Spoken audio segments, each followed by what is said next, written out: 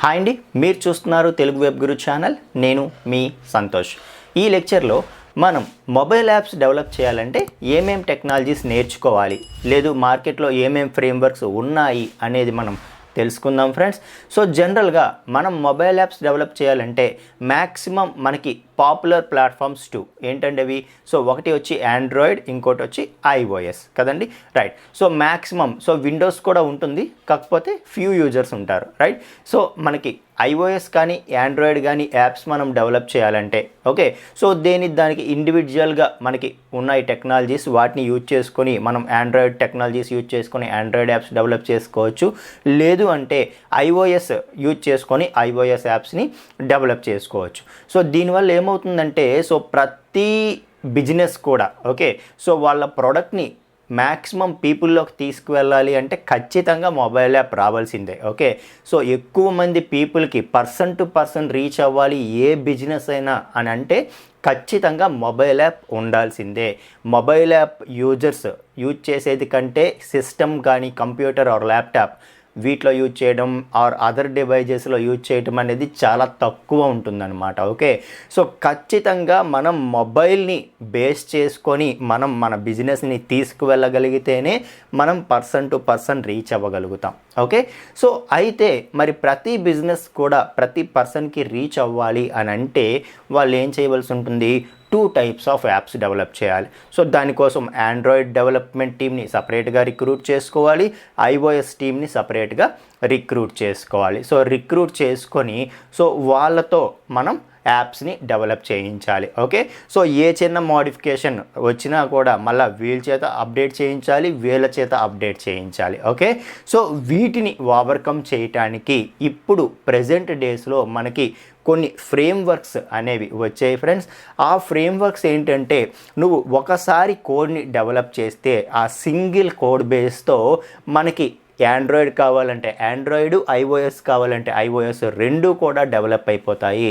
అంటే at a time నువ్వు రాసిన కోడ్ని ఎయిదర్ ఆండ్రాయిడ్ యాప్గా కానీ ఆర్ ఐఓఎస్ యాప్గా కానీ నువ్వు కన్వర్ట్ చేయొచ్చు. ఓకే, సో అలాంటి ఫ్రేమ్వర్క్స్ వచ్చాయి. సో వీటిలో ఏదో ఒక దాన్ని నేర్చుకోవడం వల్ల మనకి వచ్చే బెనిఫిట్ ఏంటంటే ఒకేసారి కోడింగ్ రాయడం వల్ల మనం ఆండ్రాయిడ్, ఐఓఎస్ రెండు యాప్స్ని రిలీజ్ చేయొచ్చు. అట్ ద సేమ్ టైం ఏ చిన్న మోడిఫికేషన్ వచ్చినా కూడా ఫ్యూచర్లో ఒక్క దగ్గర మోడిఫై చేస్తే అది రెండు దగ్గరలో కూడా ఎఫెక్ట్ అవుతుంది. ఓకే, సో అలాంటివి మనకి కావాలి. సో అలాంటి ఫ్రేమ్వర్క్స్ ఏంటేంటి ఉన్నాయి అనేది ఇప్పుడు మనం తెలుసుకుందాం ఫ్రెండ్స్. సో మనకి వాటిని ఏమంటారంటే క్రాస్ ప్లాట్ఫామ్ యాప్స్ అంటారు. Okay, so cross platform apps. Okay, so అంటే ఏంటి, ఒకసారి సింగిల్ కోడ్తో మనం డెవలప్ చేసినవి మల్టిపుల్ ప్లాట్ఫామ్స్లో వర్క్ అవ్వాలి. ఓకే, సో అలాంటి వాటి కోసం మనకి మెయిన్ ఏమేం టెక్నాలజీస్ అవైలబిలిటీ ఉన్నాయి అంటే మనకి 3 మెయిన్ టెక్నాలజీస్ అనేవి అవైలబిలిటీ ఉన్నాయి, 3 ఫ్రేమ్వర్క్స్ అనేవి అవైలబిలిటీ ఉన్నాయి. సో అవి ఏంటంటే అయానిక్ అని ఒకటి ఉంది, అలాగే మనకి రియాక్ట్ నేటివ్ అని ఒకటి ఉంది, అలాగే ఫ్లట్టర్ అని చెప్పి ఒకటి ఉందన్నమాట. ఓకే, సో ఈ 3 ఫ్రేమ్వర్క్స్లో ఏ ఫ్రేమ్వర్క్ని నువ్వు యూజ్ చేసినా సరే ఒక్కసారి నువ్వు కోడ్ని డెవలప్ చేస్తే అదే సేమ్ కోడ్తో నీకు ఆండ్రాయిడ్ యాప్ కావాలంటే ఆండ్రాయిడ్ కింద కంపైల్ చేయొచ్చు, లేదు అంటే ఐఓఎస్ కావాలంటే ఐఓఎస్ కింద కూడా నువ్వు కంపైల్ చేయొచ్చు. నెక్స్ట్ ఫ్యూచర్లో మోడిఫికేషన్స్ కూడా నీకు ఈజీ అవుతాయి అని చెప్తున్నాను అనమాట. ఓకే, సో మనకి ఏ ఫ్రేమ్వర్క్స్ ఉన్నాయి, అయానిక్, అలాగే రియాక్ట్ నేటివ్, అలాగే ఫ్లట్టర్. ఓకే, సో ఇవి ఒక్కొక్క దాని గురించి కాస్త మనం తెలుసుకునే ప్రయత్నం చేద్దాం. ఓకే, సో ఫ్యూచర్లో మనందరం మొబైల్ యాప్స్ని డెవలప్ చేయడం కూడా నేర్చుకోవాల్సిన నీడ్ రావచ్చు మేబీ, ఎందుకంటే చెప్తున్నాను కదా, సో మనం ఇంకా మొబైల్ యాప్స్ కాకుండా వేరే యాప్స్ డెవలప్ చేస్తాము అని అంటే ఓకే, సో యూజ్ చేస్తారు కానీ బట్ మన business person to person reach అవ్వాలి అని అంటే ఖచ్చితంగా మనం మొబైల్ యాప్ని కన్సిడర్ చేయాల్సిందే, మొబైల్ యాప్ డెవలప్మెంట్ని కన్సిడర్ చేయాల్సిందే అని చెప్తున్నాను అనమాట. Okay, right. So first ionic గురించి మనం తెలుసుకుందాం.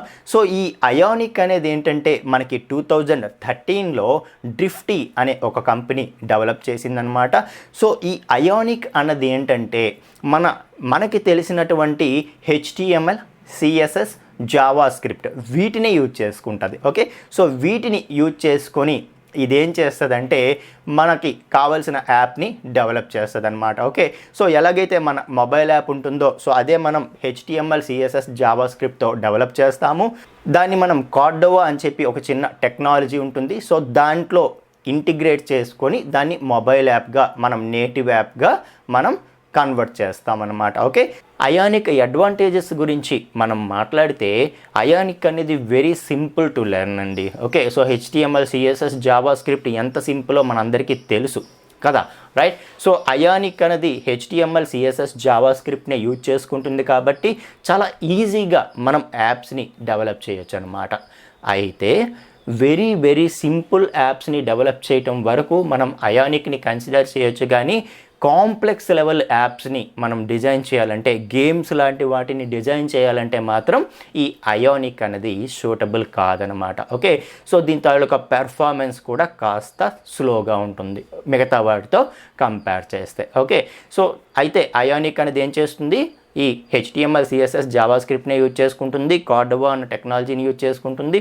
దాంతోపాటు సో కార్డోవాని ఎందుకు యూజ్ చేస్తుందంటే మన డివైస్ తాలూకా ఏవైనా కాంపనెంట్స్ని యూజ్ చేసుకోవాలంటే, ఫర్ ఎగ్జాంపుల్ కెమెరాని యాక్సెస్ చేయాలి, ఆడియోని యాక్సెస్ చేయాలి, వీటిని యాక్సెస్ చేయాలంటే మనకి ఆ కార్డోవా అన్న ప్లగిన్ కావాలి. ఆ ప్లగిన్లో మన కోడ్ని ఇంటిగ్రేట్ చేసుకుంటూ ఇదేం చేస్తుందంటే కావాల్సిన యాప్ని డెవలప్ చేస్తుంది అనమాట. అలాగే నావిగేషన్ కానీ స్క్రోలింగ్స్ కానీ వాటిని కావాలంటే యాంగులర్ని యూజ్ చేసుకుంటుంది, యాంగులర్ ప్యాకేజ్ని యూజ్ చేసుకుంటుంది అయానిక్. ఓకే, సో ఇది అయానిక్ గురించి. అలా కాకుండా రియాక్ట్ నేటివ్, ఈ రియాక్ట్ నేటివ్ అనేది ద మోస్ట్ ఫేమస్ టెక్నాలజీ అనమాట. ఈ మూడిట్లో ఫెమిలియర్ అండ్ ఫేమస్ ఏది అని అంటే మనం రియాక్ట్ నేటివ్ అని చెప్పవచ్చు. సో ఎందుకంటే ఇది 2015లో వచ్చింది. సో ఎవరి నుండి తెలుసా, మన ఫేస్బుక్ టీం నుండి వచ్చిందనమాట. ఓకే, సో ఈ రియాక్ట్ నేటివ్ అనేది ఏం చేస్తుందంటే ఇది కంప్లీట్గా రియాక్ట్ జేఎస్ని యూజ్ చేసుకుంటుంది. సో రియాక్ట్ జేఎస్ అని చెప్పి జావా స్క్రిప్ట్ లైబ్రరీ ఉంటుంది, అది కూడా completely developed by Facebook. Okay, so Facebook వాళ్ళు డెవలప్ చేసినటువంటి రియాక్ట్ జేఎస్ అనే జావా స్క్రిప్ట్ లైబ్రరీతోనే మనకి కంప్లీట్గా యాప్ని డెవలప్ చేసి పెడుతుందన్నమాట. ఓకే, సో అది మనకి react native. Okay, so very familiar, అంటే 2015లో వచ్చింది. సో చాలా ఎవాల్యుయేషన్స్ చూసింది. సో మ్యాక్సిమం ప్రాబ్లమ్స్ అన్నీ సాల్వ్ అయిపోయాయి. చాలా ఎక్కువ మంది దీని మీద వర్క్ చేస్తున్నారు కాబట్టి కమ్యూనిటీ కూడా చాలా ఎక్కువ మంది ఉంటారు దీనికి. మనకి ఏ ప్రాబ్లం వచ్చినా సొల్యూషన్ అనేది దొరుకుతుంది. ముందు నుండి రావటం వల్ల ఇది అన్ని ప్రాబ్లమ్స్ని సాల్వ్ చేసుకొని ఫెమిలియర్ అవ్వటం వల్ల ది పాపులర్ బిజినెసెస్ అన్నీ కూడా ఓకే వీటినే యూజ్ చేస్తున్నాయని మనం చెప్పొచ్చు అనమాట. ఫర్ ఎగ్జాంపుల్ మన ఫేస్బుక్ యాప్ తీసుకోవచ్చు, లేదంటే ఇన్స్టాగ్రామ్ యాప్ తీసుకోవచ్చు.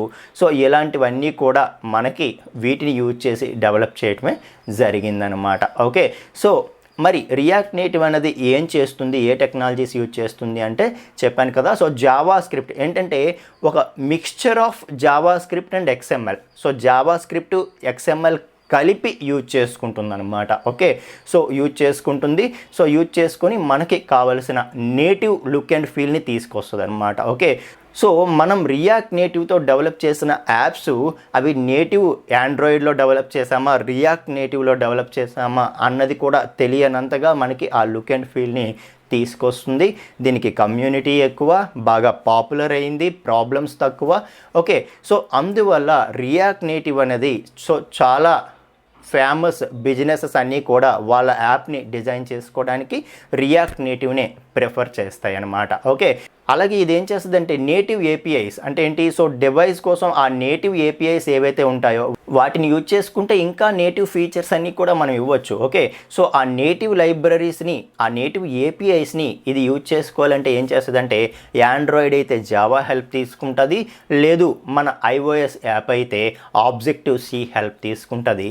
సో మొత్తానికి ఆ విధంగా మనకి ఎగ్జాక్ట్గా నేటివ్ అప్లికేషన్ డెవలప్ చేస్తే ఏ లుక్ అండ్ ఫీల్ ఉంటుందో ఆ లుక్ అండ్ ఫీల్ని మనకి తీసుకొస్తుందన్నమాట. ఓకే, సో అలాగే నెక్స్ట్ మనకి ఫ్లట్టర్ 2017లో స్టార్ట్ అయ్యింది. ఓకే, సో 17 అంటే ఇది చైల్డ్ అని చెప్పొచ్చు, మొబైల్ యాప్ డెవలప్మెంట్కి చైల్డ్ కొత్తగా వచ్చిందనమాట ఈ వార్లోకి. ఓకే, కాకపోతే ఇది ఎవరి నుండి వచ్చిందో తెలుసా, గూగుల్ నుండి వచ్చింది. ఓకే, సో గూగుల్ నుండి వచ్చింది అండ్ ఇది ఏ జావా స్క్రిప్ట్ అలాంటివి ఏమీ యూజ్ చేసుకోదు.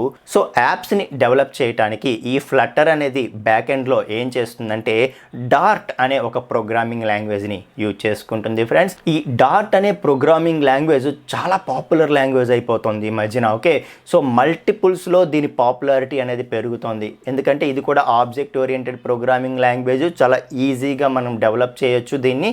అండ్ నేర్చుకోవడం కూడా చాలా ఈజీగా నేర్చుకోవచ్చు అనమాట. సింటాక్సెస్ కానీ అవి చాలా సింపుల్గా ఉంటాయి. సో ఆ డాట్ లాంగ్వేజ్ కూడా ఎవరు డెవలప్ చేశారో తెలుసా? అది కూడా గూగుల్దే. ఓకే, సో గూగుల్ ఫ్లటర్ ఏం చేస్తుందంటే యాప్స్ని డెవలప్ చేయడానికి బ్యాక్ ఎండ్లో డార్ట్ అనే లాంగ్వేజ్ని యూజ్ చేసుకుంటుంది.